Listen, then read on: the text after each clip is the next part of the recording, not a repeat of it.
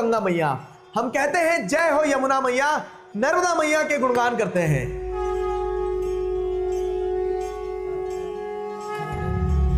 जिसे पुकारे वो पहुंचे गंगा किनारे, मकर मैली तो गंगा। 11,000 लीटर दूध से भरा हुआ एक टैंकर लाया गया और उस टैंकर का पूरा दूध नर्मदा नदी में डाल दिया गया। देखो कैसे नदी पूरी सफेद हो गई थी।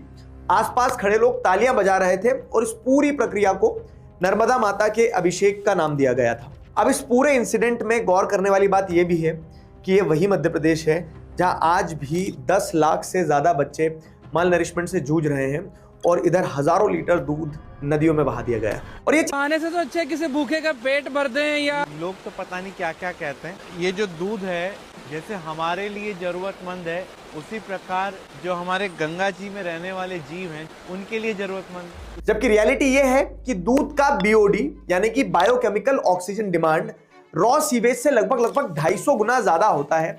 और जैसे ही दूध नदी में मिलता है तो माइक्रो ऑर्गेनिजम्स उसे तोड़ते हुए पानी का सारा ऑक्सीजन तेजी से कंज्यूम कर लेते हैं और फिर पानी में ऑक्सीजन की कमी के कारण मछलियां और एक्वेटिक लाइफ सरवाइव ही नहीं कर पाता है। ऊपर से दूध के अंदर जो फैट्स होते हैं वो सरफेस पर एक लेयर बना देते हैं, पानी की सरफेस पर, जो हवा और पानी के बीच में ऑक्सीजन के एक्सचेंज को भी रोक देती है।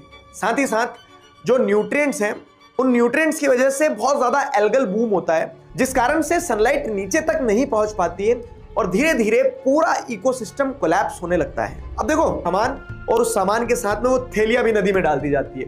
मूर्ति विसर्जन, कपड़े और राख सब कुछ नदियों में डालकर ऐसे चले जाते हैं जैसे ये नदियों में ही डालने के लिए बने थे। सिंपल सी बात है कि हम पूजा और आस्था के नाम पर नदियों को पॉइजन परोस रहे हैं। और एक बात जो शायद आपको भी सुनकर शॉक लगेगा कि आज के टाइम पर इंडिया की सबसे पोल्यूटेड रिवर गंगा रिवर या यमुना रिवर नहीं है, बल्कि चेन्नई की कोम रिवर है, जो कि ऑलमोस्ट मर चुकी है। ये वही 72 किलोमीटर लंबी नदी है जो एक टाइम पर साउथ इंडिया की थेम्स मानी जाती थी, लेकिन आज इंडस्ट्रियल डिस्चार्ज, डोमेस्टिक सीवेज और